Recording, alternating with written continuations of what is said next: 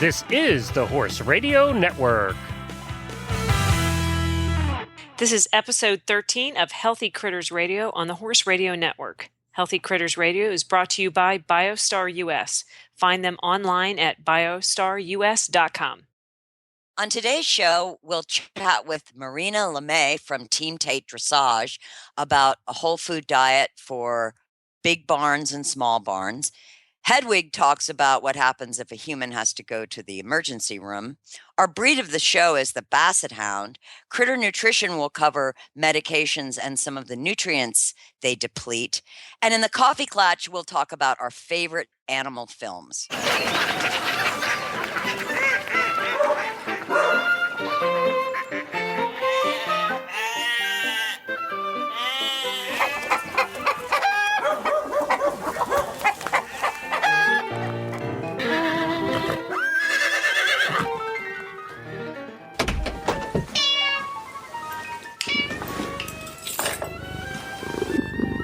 This is Tigger Montague. And this is Patty Perucci. And you're listening to Healthy Critters Radio on the Horse Radio Network. We're back. Hi, guys. Hi, guys. It's been what, 2 weeks since we've chatted, and It so has. many things have happened. Glenn and I ran up to Lexington, Kentucky, to spend 4 lovely days at the Rolex Kentucky 3-day event. That sounds like fun. Yeah, totally fun. See Are you Michael guys Young both back Coffee. from Wellington now? Yes. Tucked in and home. Tucked in and home just in time for a flood.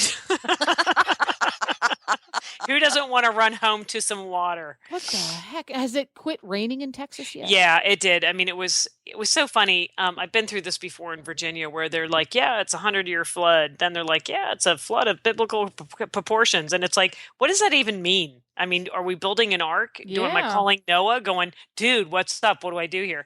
But it was pretty bad. I mean, but you know. It all fared okay. I mean, there was a lot of people out there that really struggled, and I'm just grateful that the weather is a lot better now. We just had our CDI last weekend, and was so pleased to see that a lot of people who had really been affected by the flood still showed up and showed, and and they were happy to be on high and dry ground. And so, I guess it's great. What doesn't kill you makes you stronger, for certain. And that really was a theme of the show this last weekend. Those dressage people, you can't keep them down. We're or tough. eventers or show jumpers or Yeah. drivers. Let's just say them horse people. Them horse people? Them Yeah. horse people. They're hard to keep down. Is springtime treating you any better in Virginia, Tigger? Oh my gosh. It's so wonderful to shut walk outside and see the hummingbirds and the Yeah. goldfinches. And I planted 48 potatoes on Sunday. That was a lot. Yeah. And watch things come up in the garden. My beets are up. My carrots are up. I love growing food. And, I really like didn't know rural life. Yeah. I love rural life, except when it's time to use the internet. Then Yeah. not so much. Yeah. Well, okay. So there are Good some point. downsides, There's but some downsides. the upsides are the real appreciation for the natural world. And that's really what the horses represent for me. Yeah. Yeah. I would agree with that completely. Anyway, geez. This made me get all serious and philosophical and real. Anyway, the sun is shining and And it's dry in Texas. and it's dry in So- Texas. And you know what? It was 78 degrees today in May. Yay. That's it.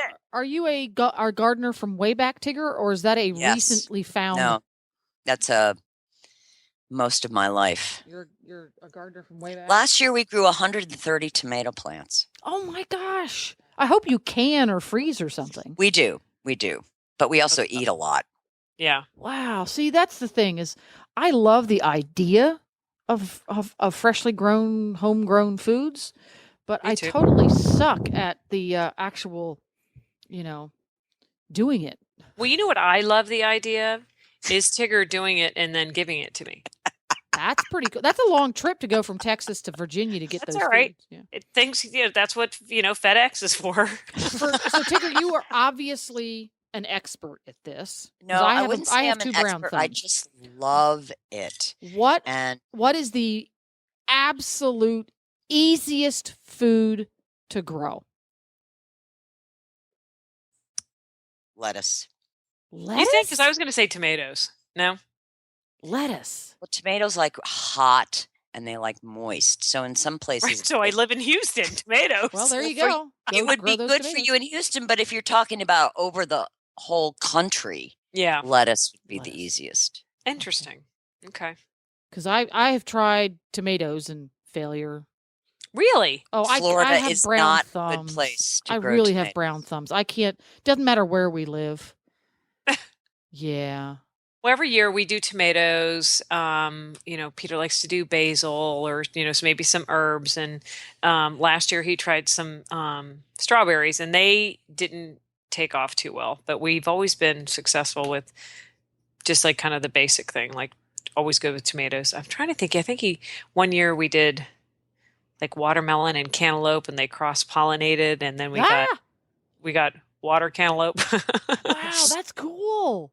Not so much. It was cool to look at, but it wasn't. It No wasn't fun to good eat. Yeah. Okay. So the easiest thing to grow is lettuce. Yes. If we want to grow one thing, because we want to feed it to our ponies, what's it going to be? Carrots. Carrots. Well, that was the obvious answer. I was going to guess that. Carrots no, or that's too simple. kale. Kale? Kale is pretty easy to grow. And that's ponies like kale too? Yeah, kale is delicious. Really good for and them. People like it too. Yeah. I'm going kale. I'm voting for kale. Okay, we're going to check on you. It's easy. Yeah, we're going to check on you. Okay, I'm gonna go to the organic food store and buy myself a big box of kale. or I was going to say, or you could call Tigger and say, "Could you whip some kale in the ground and then send it to me?" And then to send it to me. Oh, that's fabulous. Every summer I send my mother tomatoes next day air. It costs like, I don't know, $150 to send her maybe 6 big tomatoes. But she lives in Montana and she has not good real tomato growing access. territory in Montana. No. Wow. No. So they must smell fabulous. Oh, and they're all heirloom. Everything we grow is organic and heirloom. We do not grow any commercial hybrid. There's nothing better than an heirloom tomato. They're the best. Oh, yeah. And we save the seeds. And then the reason we had 138 tomato plants last year was because all the seeds germinated, which was really surprising. Yeah. So we had a lot more plants than we thought. So what we did was we staggered, and every 2 weeks we would plant another group. And that way we started eating tomatoes on like July 7th and we ended on September 30th. Wow.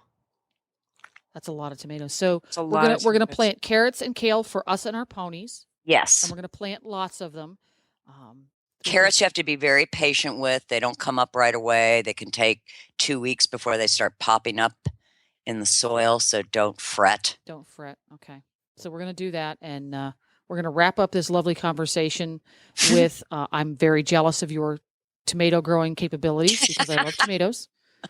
And why don't we welcome our guest to the show?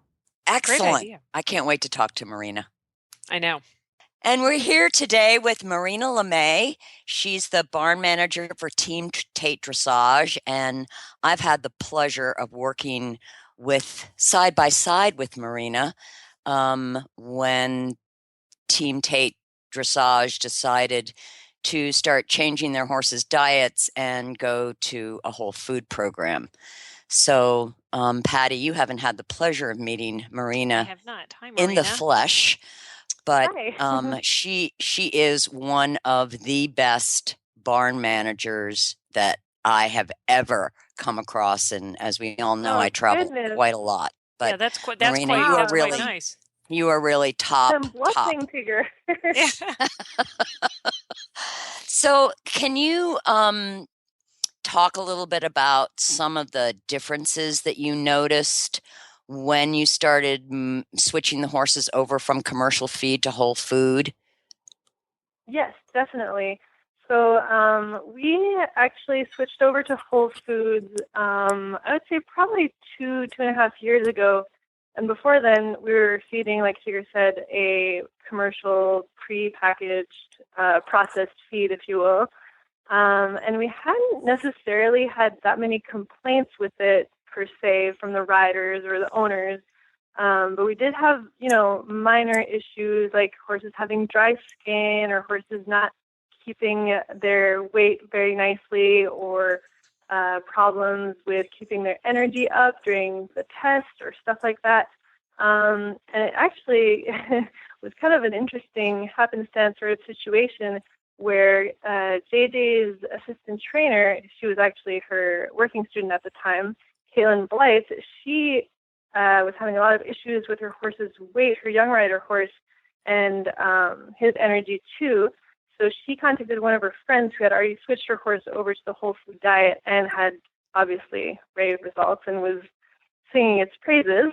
And so Caitlin, out of pure curiosity, switched her horses over to the whole food diet and saw incredible changes in her horses. I mean, night and day. The horse was eating probably a fraction of the amount he was originally getting on his commercial feed. The horses began to be way, way, way more shiny and soft in their coats.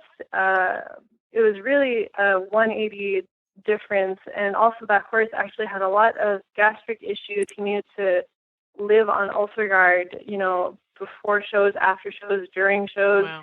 So your whole show season, you basically are spending, so much money on drugs that you don't really need at the end of the day. So that was our introduction a little bit to the whole food diet. And after seeing the success that Caitlin had on her horses, we got a little curious and started transitioning some of JJ's horses onto the diet as well. And we have never looked back. We've been really, really pleased with the results. How many horses currently do you feed on the whole food diet? All of our horses. So how many? At the moment, we have 18. So quite a few. It's been kind of an interesting journey, though, because at first, when we started transitioning some horses on the diet, there were a few owners who were a little bit unsure about it because it's the hippie diet, and there's no science behind it, and this and that. And we're like, no, trust us. Just, let us try it out and see how the horse likes it. And sure enough, over time, over the span of several months, all of the owners have agreed to switch their horses over to it, and everyone is happier for it. Oh, that's great. So a lot of large barns often say, "Oh my gosh, it looks so complicated." Right. That's what I was gonna ask. How does your staff handle that? Actually, we have a really, really good system, and we have no complaints whatsoever regarding managing the feed program here. I do recall, however, like you guys were saying, that a lot of people, their complaint is that, it's impossible to do that on a large-scale training barn or, big boarding barns. It's just not feasible. And you could potentially do it for one or two personal horses, but once you get into those big bulk numbers, it's just not possible. So we were a little bit afraid of that going in at first, but we were actually really surprised just how simple it was. We bought these little stackable bins where we put each ingredient in it. So we have one for, the alfalfa pellets and one for the cool stands, the flax seeds, and so on. So you have maybe 6 or 7 ingredients in these small bins, and we just pre-make all of the meals for the day for each horse in these little buckets, and then you soak them before you feed, and that's it. It's really not all that complicated. I think a lot of places go through that. And then once they do it, they think, geez, this really isn't nearly as big. It just sounds so much more work intensive, because if you're just taking something from a bag, putting it in a bucket, dumping in their, in their stalls, it seems like it's so much easier. And it really isn't. I mean, it's not that much more of a deal. It's not that much more time, problem. Exactly. I totally agree. We actually started timing ourselves because we were a little bit curious, and to make feed for the whole day for 18 horses, it takes, a half hour. It's really not that bad. So That's all in all, it's a amazing. win-win. It is amazing. That's amazing. And how many times a day do you feed? We feed 4 times a day. Not all of the horses need 4 meals a day, but most of ours do get a meal at breakfast, lunch, dinner, and if they need it, they'll get a 4th meal at night check. Right. Oh, that's perfect. So, Marina, you work so closely with JJ's FEI horses, the horses in training, the clients' horses. What have you noticed about the diet and how it's affected the horses? Oh, goodness, so much. Well, one thing that I really, really appreciate about the diet is the fact that you're basically using the food almost like medicine, basically. The food is healing. So by default of that fact, you're actually using less supplements, less drugs, less medications, which obviously creates a healthier horse overall. So that's one thing that I really, really enjoyed about it over time, that the horses seem to get actually healthier. So that was really fun. And another thing that I really, really enjoy about the diet is just how great they look. I can't get over it. Every day I'm just shocked by how nice the horses look. They're filled out. They're, their whole top line is just blooming all the time. The coats are insanely shiny. We get comments at shows left and right about like, oh my God, what are you feeding your horses? And they're silky. There's really no end to all of the benefits that we see with this diet. Have you noticed a reduction in your vet bills? I would say so, yeah. Looking back, I think when we were feeding our commercial feeds, we were feeding also a lot more supplements, I think. I remember thinking back now when we were feeding those horses, it was like ridiculous amounts of supplements to just get them by, and a lot of medications too to treat, gastric problems, hind gut problems. And on this diet, it seems to just kind of take care of itself, and you don't really need to manage it with extra medications. So that's really nice for sure. Yeah, it is. What are the supplements that you guys mostly use? I'm probably setting you up for this. Yeah. I know a the little answer. bit. I can see that. Yeah, well, at the moment, we're really, I think, mostly just feeding BiostarUS supplements. So the ones Really? that, BiostarUS? all the horses get a multivitamin from BiostarUS, so either the Optimum Senior or the Optimum Original or the joint one. And we have a bunch of horses who, especially for shows or when they're stressed, going to clinics or things like that, and they need a little bit of an extra boost for their gut, we'll have them also on BioStar's Bioflora, and also the Empower hemp oil, which we really, really like. Best thing in the world. Just saying. Yes, it definitely is. It's the best superfood. It truly is. And that's about it, I think. Yeah, that's, I mean, in comparison to so many barns where there's, 5, 6, 7, 8 supplements per horse, that's a wonderfully nice and simple program. Mm-hmm. Yes, I totally agree with that. And it's just reduced all of the supplements in general. I think the only additional medications or supplements that our horses are occasionally on will be, for example, if a horse has problems sweating, and that's kind of more like a horse-specific thing, it's different, then they'll go on either, the Guinness or the 1AC or things like that. But it's usually a temporary solution anyway. Right. Do you like, or no, let me put it this way. Did you feel overwhelmed when we started with the ability to adjust by the day or by the week, or was that overwhelming for you, or did you like that part that you could tweak? Honestly, I really, really enjoyed it. Dede sometimes laughs at me because she says it's like my little baby child project, and that I'm always like a little chemist in the feed room working away at these different rations.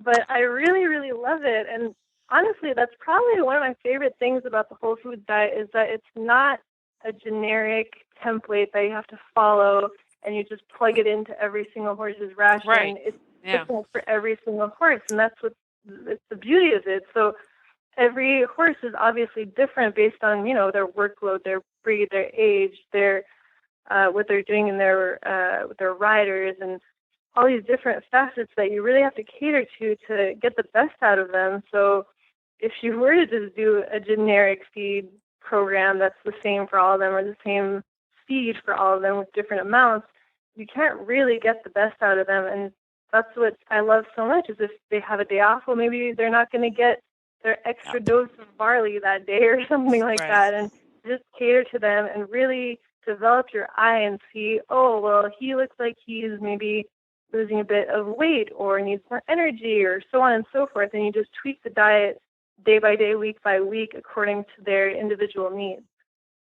Which is so nice, because with commercial feeds, you just feed more. If you need to tweak something, you just give more.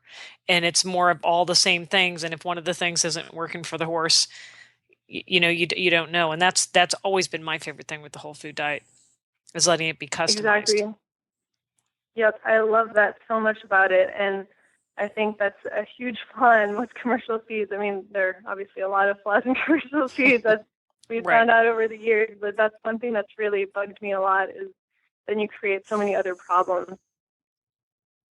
Exactly.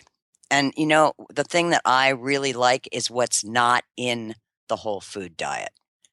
There's no wheat, there's no soy, there's no vegetable oils, there's no coal tar, there's no petroleum. It really gives the horse's gut a chance to have real food. Yeah. Yep. And no stress there, because they have enough stress just being horses in competition and training. And having owners. Yeah, exactly. That sounds really stressful. So, Marina, what would be your advice to somebody who's sitting on the fence right now and thinking, boy, I really would like to get into this diet? What would you say to that person? I would say definitely jump right in. It is going to be a decision that you will definitely not regret. I think it may seem daunting at first, but I feel like if you just educated yourself a little bit and do a little bit of research, or even better yet, you contact Tigger, who is the best research of all, you can really easily get into the program without any trouble at all. And I mean, Tigger knows this very well too, but each time I have a question about a specific horse, or if I want to tweak a ration, I'm not too sure, or anything at all, I really don't hesitate to contact her. And I'm sorry if I bug you, Tigger, but you're just I love it. Are you kidding? You can bug me all you want. So yeah, I think there should be no fear or concerns about jumping into the whole food diet, because it's such a helpful resource to have, and there's only benefits. I agree. Amen. Thank you, Marina. You are, for me, if I could clone you and put you in every major barn, we would have so many more healthy horses. And Marina has been able to do something that I really encourage everyone who owns a horse or manages a farm or is a groom. She really uses her intuition. And yes, sometimes she texts me and say, I'm not sure what to do about this. But over time, that's gotten less and less and less and less, as she's gotten so knowledgeable about the diet, and she listens to her intuition, to what the horses are telling her. And that's a great gift. Yeah. Well, Huge thank gift. you so much. I was trained by the best, Tigger. Thanks. Oh, that's so sweet. Well, let me tell you, Marina, I would like to clone you and put you all over the U.S. because we'd have a lot healthier horses. Yeah. So thank you so much for coming on Thank Health you. Critters. And if somebody wants to ask you about, sort of holding their hand to start a whole food diet for their horse, how can somebody get hold of you? Can they get hold of you through the Team Tate Dressage website? Probably the easiest way to get a hold of me would just be directly through my email, and I can give you guys that if you want. Okay, that would be great. Yeah, so it's marina.lemay@gmail.com. So marina.lemay@gmail.com. And if you're like me, you can't remember an email address when somebody says it on the air, we will put Marina's email address on the Healthy Critters Radio show notes page. So you can just go to healthycrittersradio.com and look for episode 13, and her email address will be right there.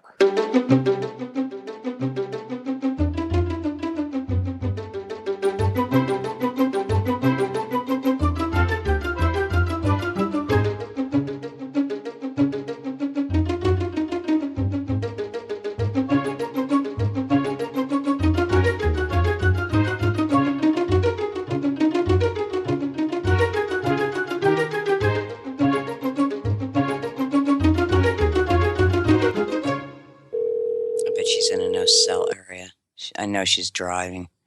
Mm. Hello? Hetty! Oh, hello, Sugar and Patty. How are you? May I ask you what time you think it might be? It's 5 o'clock my time. It's 7:03. Oh. So that would imply that it's 2 hours and 3 minutes after my dinner time? Uh-oh. No, we were... Would that make you think that my servant should be fired? Yes. Yes. That's what I would think. That's exactly what came to mind. I cannot determine at this point Oh. whether fired or cast out to die would be the better response. Well, Hetty, I have a question for you. Okay. Are you ready? Well, because of Yes. just of some recent events in my life, I thought to myself, what would Hetty do if And your who servant? wouldn't think What? that? Who wouldn't think that? Very good point. Very good point. But Hetty, my question is, what would you do if your servant had to go to the emergency room in the middle of the night? What would you do? How would you handle that? Oh my gosh. Well, first of all, we have strict policies about not disturbing my sleep. Okay. You are so inconsiderate that you experience harm or whatever. Please do try to go while I'm awake. Okay. So what you're saying is that any extracurricular activities have to happen, obviously not around dinner time, and certainly not when it affects your sleep.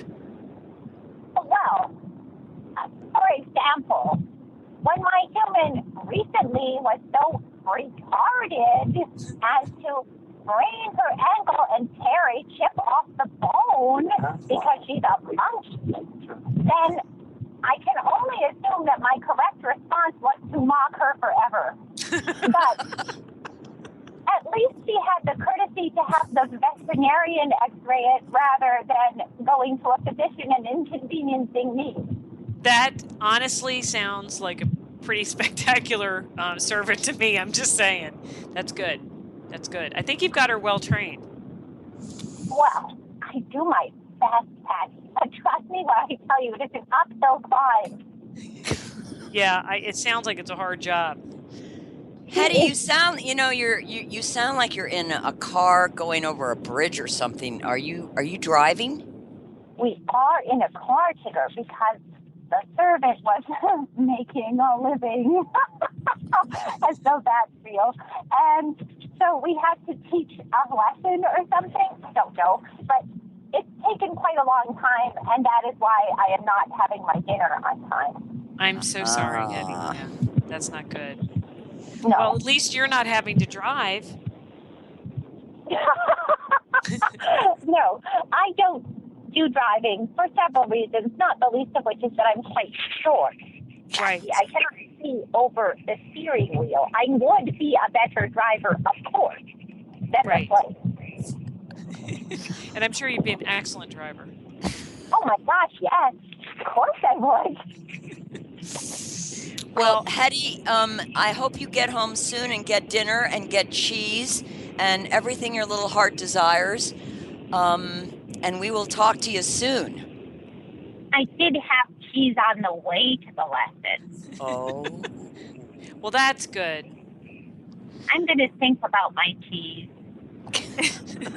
Poor little Hetty. Yeah, poor little Hetty, because the sound from your servant's cell phone isn't so good. So we're going to let you think about your cheese and get home and have some more. Well, thank you so much, Tigger. I'm sorry. I will fire her and insist that if she wishes to be reemployed, she must purchase a new phone. Good idea. Okay.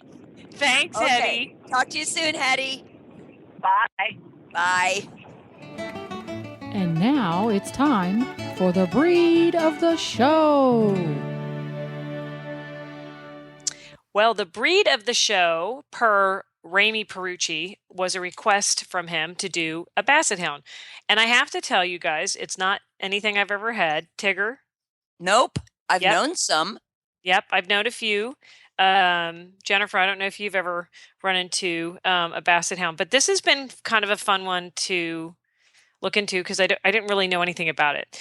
And so, the all the sources I go to have they talk about the structure. They're obviously a large, short, solid dog. Is that like a sentence right there? A large, short, solid dog. So they're short-legged. They're a hound breed. They're actually descendants of the Basset or the Bloodhound, excuse me, which I didn't know. They're considered very devoted, they're gentle, they're tenacious, friendly, and sweet-tempered. So the overall thing that I in my research is that they're very, very loving, sweet dogs. I'm always looking to see if the breed is going to be a good family dog. And it seems as though they're just an excellent all-around dog. However, they are not great with obedience. Oh, gee, now that is a huge surprise. Yeah, Not. it was sort of funny, and terms like not eager to obey rang true more than once. Keep on a leash was another biggie. This is my favorite because this is my favorite. When they're bored, they bay and howl. Now, That must mean they're bored all the time. all the time. So, I mean, having said that, they seem like a very jovial, comical type of breed. They are descendants, again, like I said, of the Bloodhound. They're one of 6 recognized Basset breeds originated in France. Their purpose was originally to hunt hare or rabbit. Now, this is sort of an interesting little tidbit. The dewlap, which is the loose elastic skin around the neck, and their what they call long trailing ears. Their ears are also referred to as leathers. Did anybody know that? No. Their ears are they call them leathers. I'm not sure what that meant. But they trap the scent. Yeah, that I knew. Which is I didn't know. How cool is that? I did not know that.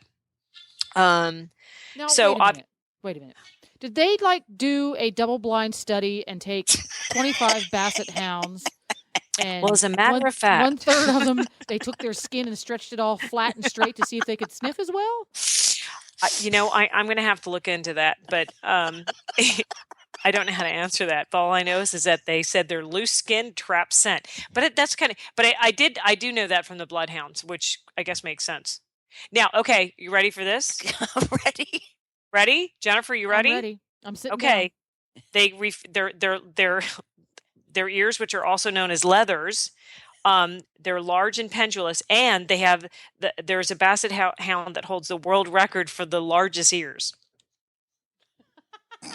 Right? Can you imagine? So what do you got? I got a Basset Hound. I can't wait to go on a game show with that pice of information. I know, seriously. I mean, okay, another thing to just on a game show, they're not great swimmers. I'm not sure this is a shock.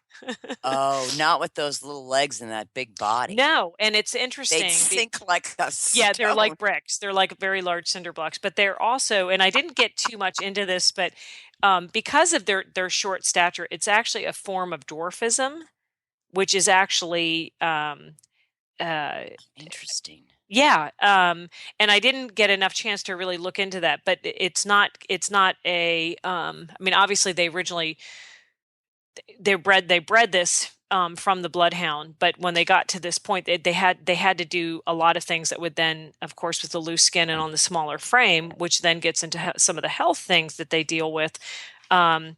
Because their ears are large and hold world records, they do tend to have ear mites and ear conditions that I do know of a friend that had Basset Hounds years ago, and they would put like a sock over their head when they were eating so that their ears wouldn't get in the way, because puppies often bite their ears when they're eating.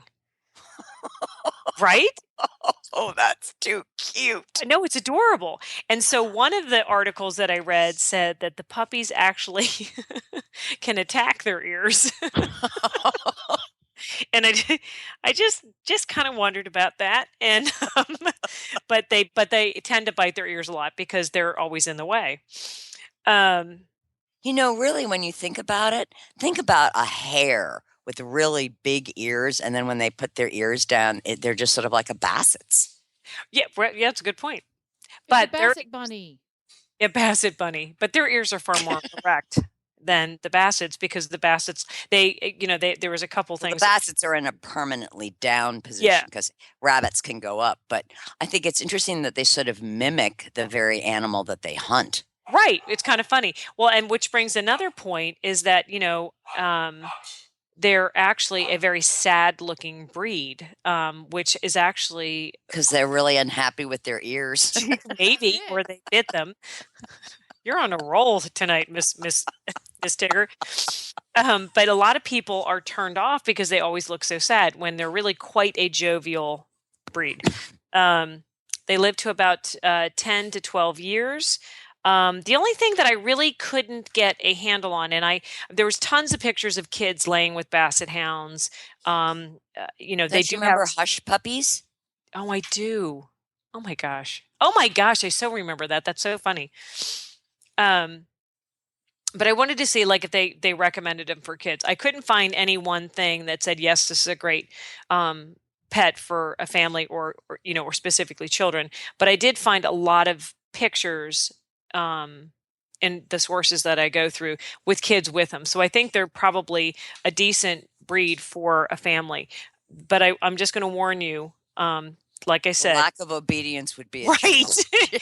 and this is my new favorite statement: not eager to obey. Well, yeah, I think that might be accurate. Yeah. Yeah, not eager. And the last thing that I'm going to add, apparently they're very much a foodie, and they live for food. So there's some hope that you can do some obedience with them, because if you feed them, they'll probably do something. But once you take them off that leash, they're not eager to obey. Good to know. I've only ever met 2 basset hounds that I actually knew. And one of those was a terror. Mm-hmm. He was mean to everyone. He was one of those dogs that decided there was one human being in the household that was okay, and the rest of humanity needed to be bitten.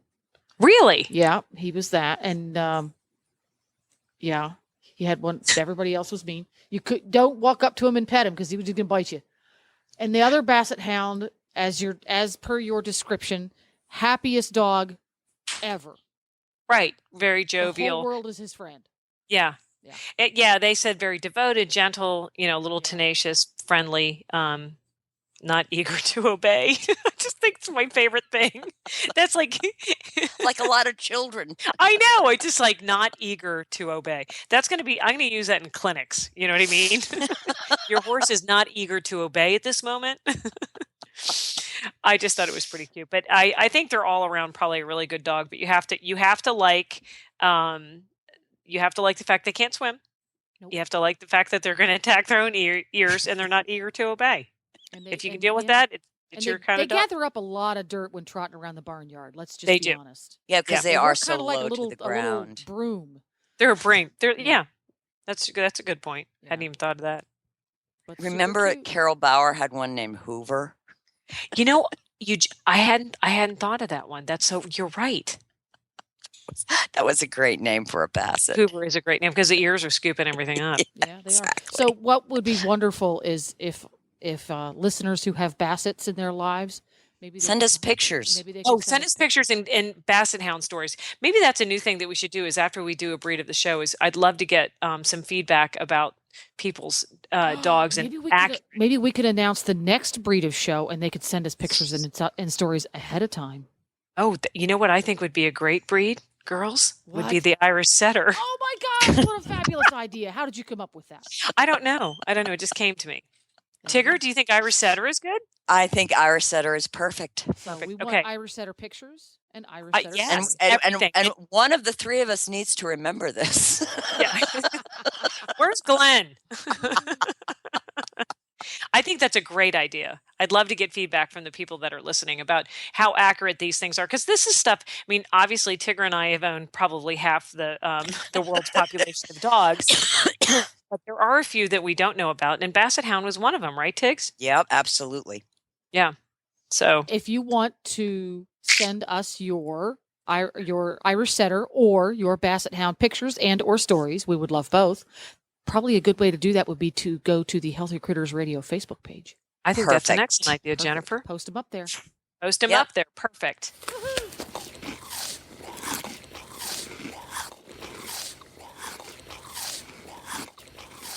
And here we are at Critter Nutrition.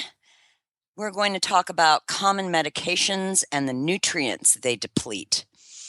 And I want to tell you that if you want to read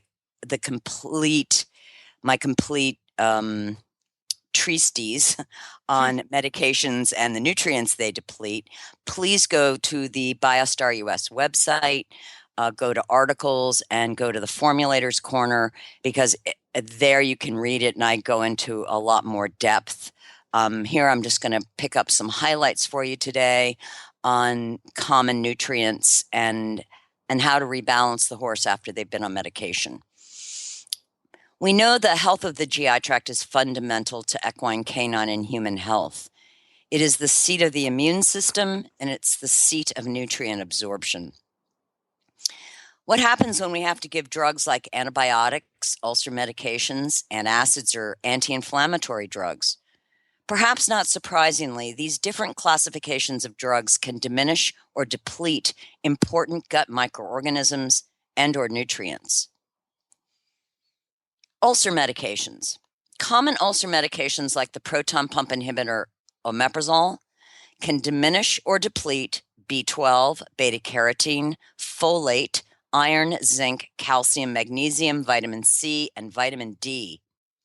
Cimetidine and ranitidine can deplete or diminish calcium, chromium, folate, iron, B12, and zinc. Sucralfate diminishes phosphorus.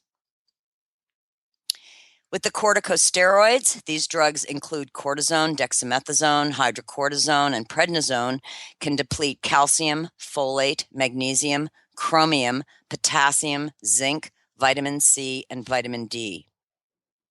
Equiox and Previcox diminishes folate. Antibiotics. Amoxicillin, penicillin, erythromycin, sulfonamide deplete beneficial bacteria strains, the bifidobacteria, and lactobacillus, as well as vitamins B1, B2, B3, B5, B6, B12, vitamin K, calcium, magnesium, and potassium.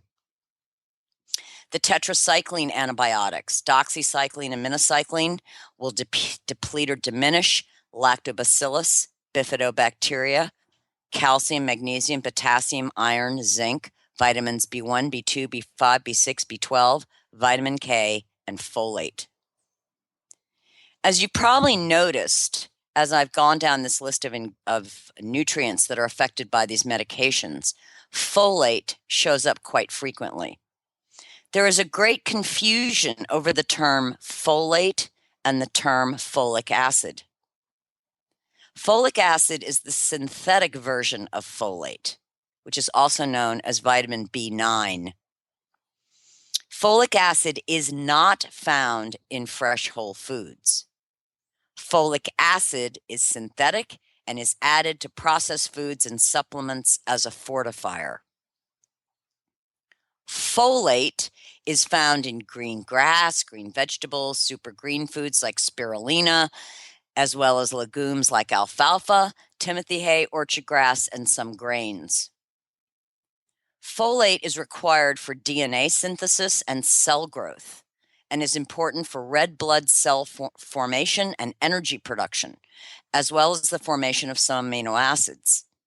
Folate is essential for creating heme, the iron-containing substance in hemoglobin that is crucial for oxygen support. Now, horses with EPM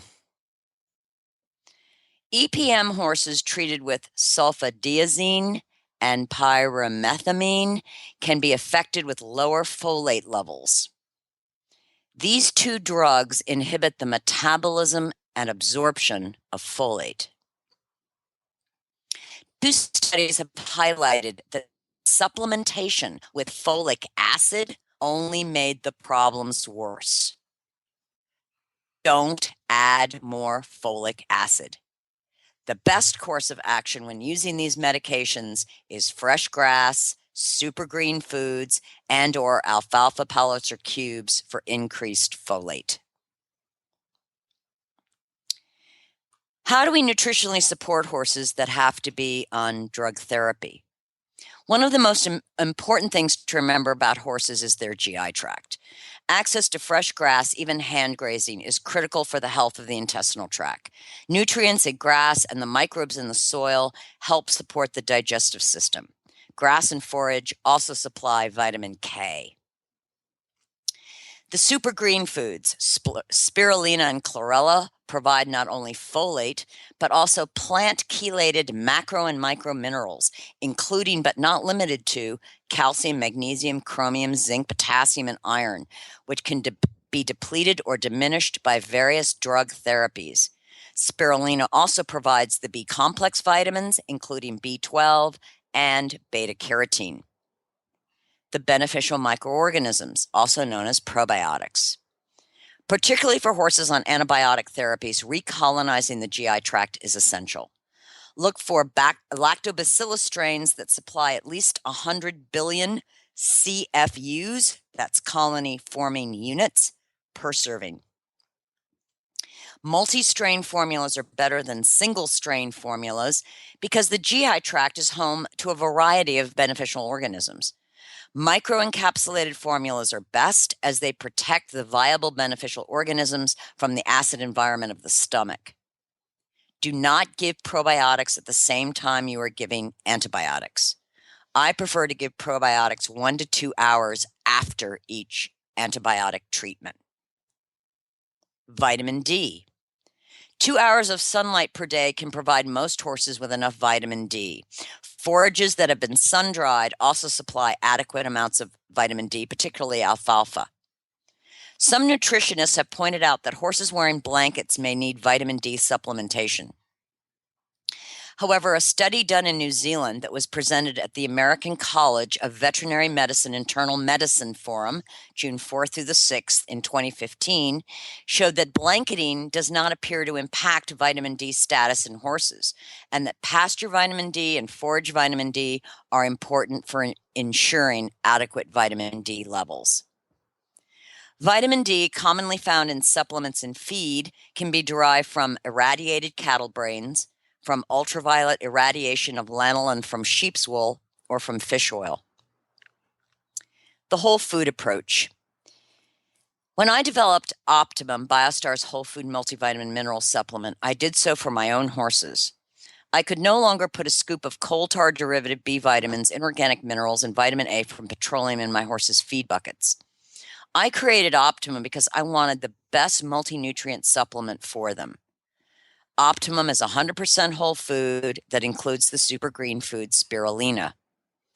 My horse Lionheart, who is now 29 years young, and the rescue horse Ringo Starr, age 20, whose owner wanted to put him down because she didn't want to pay the bills on him anymore, have been on Optimum for 8 years. They have no health issues, no metabolic challenges, no ulcers, no allergies, and they're barefoot. My friends who know Lionheart remember that he was once a walking vet bill and a farrier's challenge. If I have any regrets, it's that I didn't make the connection between food and health when Lionheart was younger. Medications are important and necessary, so doesn't it make sense to support the body as best we can with real food that is brimming with enzymes, nutrients, antioxidants, and a life force? Foods which haven't been processed to death? Foods that won't put stress on the GI tract? Foods that will replenish and support the body system at large.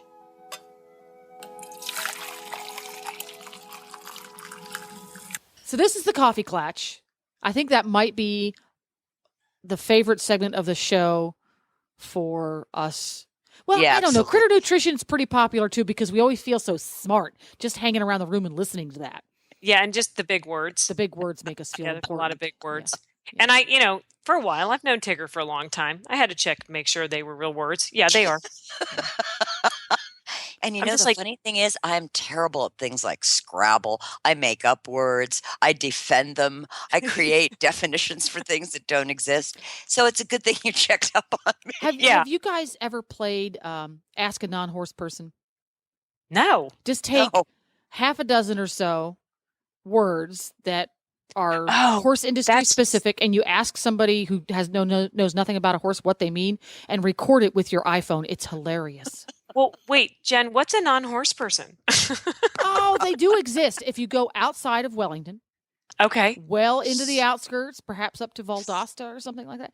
Yes, they do exist, and you can find them in shopping malls.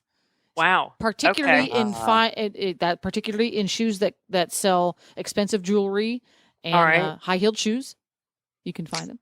Tigger, I think this could be a fun interview on the fly, don't you think? Find non-horse people and Ask the a non-horse question. person is awesome. What's would a be sheath? Sheath. It's not a light sweater that you wear during the springtime. Explain to me flying change. Yeah. Oh Yeah. my gosh, it's when you drop your wallet when you're running across the parking lot. Yes, it's pretty fun. But I digress. Well, today we're going to talk about our favorite animal movies. Yes, we are. And none of us know what each other has picked. We picked our top 5. That's right. Now, I want to find out, though, before we get started and go through all of our lists, what prompted this topic, Tigger? Lord only knows. Were you watching an old movie on yeah, TV? I was watching one of my favorite movies Okay. Uh-huh. about animals. And what was that movie? Well, you want me to start off then? Okay. Yes, you start with your first. We'll go around and around. What's I'm going to start. We're each going to start, and we'll each do one at a time. So, what is your first on your list, Tigger? The Black Stallion. Which version? The first one. The old one with Mickey Rooney? No, the one with Francis Ford Coppola directed. Oh, so I've got my IMDb all queued up here because I'm an IMDb fan, big time. You're checking her out. Yeah, Black Stallion. It is so beautifully. The 1979 version. Yep. Okay, I'm gonna have to watch that. Oh yeah, the cinematography in that is tough. Oh, To do. Yeah. oh. Was it just on and you were watching it, or? No, that wasn't the one I was watching. She wanted the first one on my list. So. Oh, sorry. Patty P. Okay, this Tig, I'm not sure you're going to know this, just because I had so many kids. Milo and Otis. Oh, I do know that. Yeah, it was just, and it's funny. The first couple times I watched it, and it was with oh my gosh, the guy, the British actor. That narrows it down. Oh my gosh, Dudley Moore. Dudley Moore, yes. Oh yes, he always played a drunk. He was in 10. Yes, And Arthur. Yeah, and yes. Arthur, and he was the voice, and it was just a really cute, and it was with a pug and a kitten, and a it cat, was just yes. yeah, and it was, and I remember thinking it was such a weird movie to me, but it was so adorable just how it all played out, and my kids loved it. Jennifer? My first one on my list is Up. Oh, Yeah. I Oh. forgot about that. Yeah, Tig, I'm a little disappointed, right? That I didn't even think of that because I know we said 5, but I have about 20 on mine. Yeah. I've watched that movie love a dozen that times, and I'll watch it a dozen more. I love Yeah, no, that I just movie. watched it like 2 weeks ago. Squirrel. I know, that's my favorite, right? Yeah. Okay. All right, Tig, number 2. So my next one is Secretariat. Ooh, Oh. God. I don't even have that on my list. What? Well, I don't. I mean, We when all you hear what should. when you hear what I have on my list. Diane Ladd. Yeah. Diane Lane. Lane. It's such a great story. And Yeah. and here's the weird thing. I actually went to school with Penny You said that. Tweedy's Yeah. daughter. Yeah. when Secretariat was running. Oh my gosh, that must have been so cool. It was very cool. Well, I do a clinic in Richmond or Doswell, Virginia, Where the with a very farm good friend was. of mine, and they live right back on the backside of where the farm is, which is now home to a lot of different events. In fact, the state fair, but they do dressage shows and whatever there. And just hearing the history of when the farm was up and going and in its glory, such a cool, amazing American, icon story. It was just such a neat time. And such an awesome horse. Oh my gosh, Such what an an awesome horse. horse. We all knew what happens at the end. We all know who wins the Belmont Stakes, but Yep. you watch that scene, you get And- goosebumps. Yeah, it's just it's one of the most amazing sports, whether it's Yeah. equine, human, whatever. That's one of the anybody can greatest enjoy it. sporting Yep. events ever. Yeah. Yep. Okay. And they Disney-fied it just the right amount because they glossed Yes. over some stuff, but they didn't go so over the top that those of us who followed the story because we're avid horse people, they didn't Disney-fy it so much that you went, oh man. Right. Right. Yeah. Right. They did it just No, right. it was I agree. good. That should be on the list. Yep. Yep. Okay, Patty. Okay, I'm going to break the rules. Shocking to both of you. And I'm going to, because I have so many, I'm now decided I'm going to give you my 2-second favorites. Oh, there's a tie. Oh God. Well, it's not even that there's a tie because the rest of them, because these are all this. There's so many that were good. Okay. It's Homeward Bound and Lady and the Tramp. I almost put Lady in the Tramp. I know I how. put Lady and the Tramp on my list. Absolutely. Okay. But Homeward Bound. Do you guys remember that one? Yeah, I remember. I do. It wasn't. It didn't It didn't work for really me. No, strike it me. didn't resonate for me. It No. was a great story, girls, It was. about dogs I that liked it got better as a lost. book. Huh? I read the book. So that Oh, was your first mistake. Don't ever read the book. I was like, wait, there's a book? I loved the book.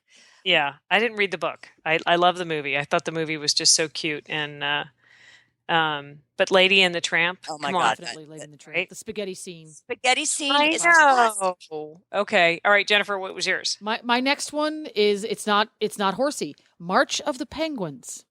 Oh, Oh yes, that is such an Yeah, that amazing was- film. And you can't go wrong with Morgan Freeman.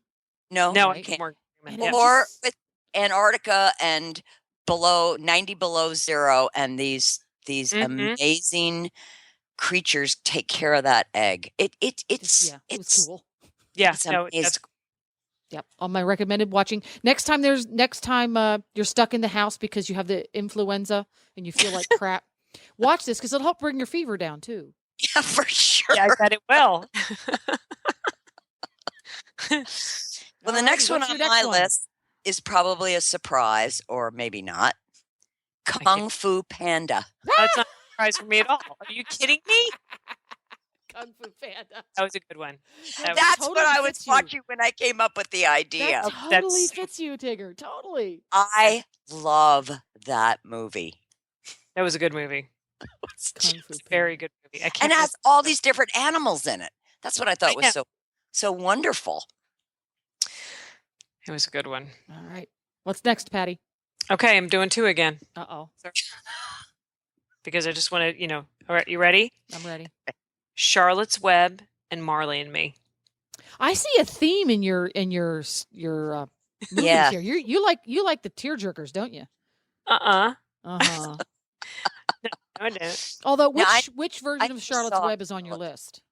Actually, I didn't know there was many versions. There's two. I, Yeah, there's a live action and then there's an animated. number one. The animated. The animated one, animated, yeah. yeah. I didn't care for the live action one. It's No, Kinda that weird. I mean, my kids grew up watching the animated one, and that was kind of the one that I always. Yeah. I mean, because I did read that book. Believe it or not, that book I read. But I like the animated one. yeah, me too. I agree. And then Marley and Me, wasn't that such a cute It story? was a very cute story. Yeah. Uh-huh. Okay, and Jennifer. I loved Charlotte's Web, the book, as a kid. I know. Yeah. Loved I read that one about 1 million times. Yeah. Yeah. Yeah, that was up there with Black Beauty. Yeah. Identified with the rat. You did? I did. Templeton? Yes, big time. No, I Wow. identified with Charlotte. Of course you did. Because she's smart and knows how to spell. Yeah. And she uses big words. That's right. What's on your list, Jen? My next one, Seabiscuit. Oh, I almost wrote that down. That was such You know what? That I loved Loved that that movie. Yeah. Yeah, Jeff that's a Bridges really good one. was so good in it. Yeah. Yeah. Well, they all were. Yeah. That one really got me because it was such a well done story that happened to have a Yes. horse. Mm-hmm. Yeah. Yeah. Mm-hmm. And what a horse. I And mean, What a it was. horse. What a come great story. back and back and back. I know. Oh, Just amazing. and the time and everything that was going on. imagine living on a train. I know. Can you imagine putting one of our horses on a train now? Can you imagine? No. No. No turnout, no nothing, crossing the country, heaving the dirty straw out the window as you go. I mean, Yeah. You know No. what that How? was? That helped him run because that was the early version of the Theraplate that's With heat. with heat. Absolutely. Good thinking. There you go. All right. What's next? next is Mulan. Oh. That dragon and the little cricket and the horse that makes the ugly faces. I wouldn't have even thought that. Good. I wouldn't even. Oh, Yep. what's the Every time I horse's think of name? Mulan, I think of Hannah doing the Mulan thing for Averett. The Oh, thing that you did, yes. Tigger. You remember that? I Yes. just happened to see that the other day, which was so cute. Tigger did a musical for a college, and it was pretty cool. But that was like the first time I really actually watched that movie. It's Aha. one, and Eddie Murphy as the dragon. I mean, what Yeah. could be funnier? I know. Oh, I'm looking up. I went to the Disney Wiki to look up the horse. In Have you not Mulan. seen Mulan? I have not seen Milan. I should. I like Khan. Khan can totally be a Grand Prix horse. Yes. Yeah. Totally. Absolutely. He He's could just got also be a the driving outfit all horse. over him. Yeah. Okay, Patty P. Okay. I'm kind of surprised we haven't heard this one yet. I'm only going to do one this time, but Finding Nemo. Oh, I almost wrote that Oh. down. Did you? Yeah. Absolutely. Finding Nemo. Oh, that's classic. Yeah. I mean, Definitely. yeah. Oh, I was sick to my stomach by the time the aquarium scene in the dentist office was over. Oh my Oh. gosh. Yeah. That was And just figuring heart-wrenching. out how to get out. You know what I loved were the What? little crabs when they do that sort of kung fu thing. Yeah. I liked the seagulls. Mine. Yeah, Oh, I love the mine, seagull. I love mine. the seagull. Mine. Mine. Yeah. No, I love that. It's great. I love movie. the turtles. The turtles were pretty cool. Who- Oh, everybody in that Crush, film. I man. just love everybody. Crush. Yeah, dude. Yeah, dude. All right, I what's love that. next? Oh, Jennifer. it's my turn.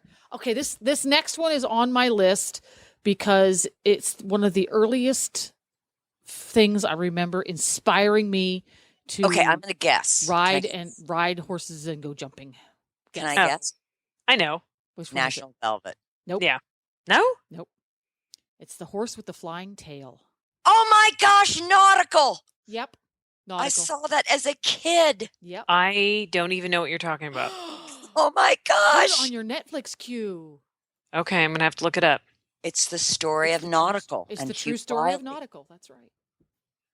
Oh, wow. Okay, I have to It's watch that one. Injun Joe was his name, the horse. Yep. So that's Oh, It was wow. Palomino. I'm writing that one down, girls. Palomino cow pony, through a series of owner's adventures, becomes a champion mount for one of the United States equestrian team. Dun dun dun. Dun, dun, dun. Good Next up- one, Jennifer. Yeah, that's pretty cool. Okay. Okay, my last one is Best in Show. Oh, my that gosh, was I cannot fun. believe I didn't put that down. I love that movie. Movie. Oh, I love that movie. Yeah. That was fun. Now explain this to me, Tigger. That was a fun movie with lots and lots of dogs. Why is it that directors of motion pictures and TV for that matter, insist upon peppering their work with fake whinnies, but yet they don't put fake dog barks in. Explain that. Huh. That is a good. I have never considered that. I hadn't even. Yeah. I don't even know if I would have. Well, Mr. Ed didn't have a fake Winnie. No, he didn't. No, he was being shocked. Yeah. Well, Yeah. Sorry, that's just one of my pet peeves, and I will Okay. I will I'm gonna carry pay that grudge attention to with that. me to the end of my days. Yes. I'm going to pay attention to that. All right. What's your last one or last two? Okay. Well, there, of course, everybody has to talk about the Black Stallion, which you did, but Farlap. Oh yes, what a amazing story. Yeah, I mean, and honestly, that could have been, even my first pick, but it was a hard movie to watch. It was. It It was was. a hard movie to watch, but that was one of my. Do you know he's stuffed? No, I didn't know that. Yes. Yeah, he's stuffed, and I think it's some museum in Sydney, Oh no, I did not know that. Australia. I have not watched that movie for the very reason that Patty just. It's Well, tough. It's a well, It's tough. tough. It You- is. I you know the need to- story, and I'm going, oh, I know what happens, and I don't want to watch that played out on film. It was Yeah. good though. I mean, Yeah. it was very hard. I mean, I watched it years ago with my mother-in-law, and I don't think either one of us kind of knew how it was going to end or what the whole story was about. And it was really tough. And I probably only ever watched the movie twice. I tend to watch this type of stuff over and over again, but that Yeah. was a tough one. Yeah, I agree. Yeah. Be prepared with Prozac and tissues. Yeah, pretty Yes. much. There we go. Okay. Okay, Jennifer. My final pick, and this one gets on my list because someone who was in the movies I know well and is near and dear to my heart, Sylvester. Sylvester. Why do I know that one? Oh, the eventing one, right? That's right, the eventing Yeah. one with With Melissa Gilbert. That's right. Yes. So who do you know near and dear? The person who played Melissa Gilbert's stunt double, horse and rider. The rider was Kim Walness, Walnus. Yes! And the Grey Goose. and the horse was the gray goose. Yes. Oh, that's And Kim, that's pretty Kim was cool. my coach for many a year. Oh, I love Was that. she really? Yes. I love that. Oh my gosh! Kim and I go way back. Well, that kind of makes sense now because I know the both of you. That kind of makes sense. You two are two peas in a pod. Yeah, kinda. She knows big words too. Does she? Yeah. Oh, Yes, wow. She needs to be a guest. There you go. that's a great idea. That's a great idea. We just saw her at Rolex when we were up visiting, and Aw. we got to we lassoed her and sat her down, and she was on the morning show with us on I want to say the Sunday morning version on Horses in the Morning. So we had a lovely chat. We got to hang out for a while, and Oh, it cool. was great. Yeah, but it's a I fun movie too. Forgot about Sylvester. Yeah, it's sappy and probably kind of overacted, but it's really, really fun to spot the scenes that Kim is in. And it's fun for me because I kind of know what she looks like sitting on a horse. Yep. Oh, I that's was at neat. his retirement ceremony at Rolex. Oh, that Oh, must wow. have been just, every tissue box in the land. You bet. Yeah. Oh, Yeah. Cool. that's So all- many good movies. I know, and there's so many that we didn't even mention. Like I was I thinking know. of like Hey, well, why don't you guys do this? Each What? of you email me your lists, okay. and I will put the lists on the Healthy Critters Radio show notes page. Okay. So when people go to healthyrittersradio.com and they look at episode 13's show notes page and they can't remember which movies we chose, the list will be there and they can watch them too. Yep. I think that's a great idea. Yeah, Awesome so if you idea. want the lists. There we go. We'll put links up to them. And a lot of these are available on Amazon Prime Right. or on Netflix or Hulu. So Right. what I will do is just put links to their IMDb pages, and they generally list all of the different outlets where you can get them. So that'll make them really easy Cool. for folks to watch. Oh, cool. Totally fun. Thanks for listening, everyone, and thanks to our sponsor, BiostarUS. You can find them online at biostarus.com. Get the Horse Radio Network phone app on iOS or Android by searching for Horse Radio Network in the App Store. It's free and easy to use. For details about today's show, go to healthycrittersradio.com where you can find links, photos, and more information about our guests. As always, we love your feedback. Please follow us on Facebook under Healthy Critters Radio. Be sure to visit all the great shows on Horse Radio Network at horseradionetwork.com. Hug your dog. Love your horse. Feed your chickens. Clean the litter box. Dance with your goat. Slither with your snake. Howl at the moon. Hang with your hamster. Party with your parrot. Waddle with your walrus. And outwit your otter. See you next time, everybody. See ya.